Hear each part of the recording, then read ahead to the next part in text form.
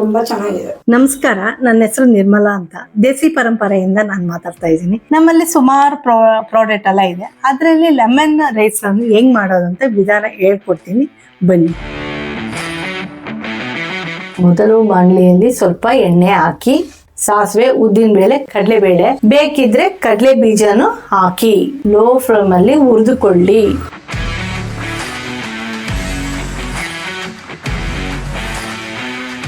ಎರಡು table spoon ಅಷ್ಟು lemon rice powder ಅನ್ನು ಬೆರೆಸಿ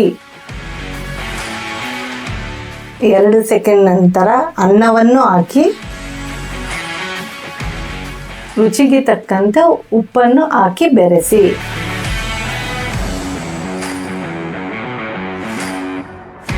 ರುಚಿಯಾದ ಲೆಮನ್ ರೈಸ್ ರೆಡಿ.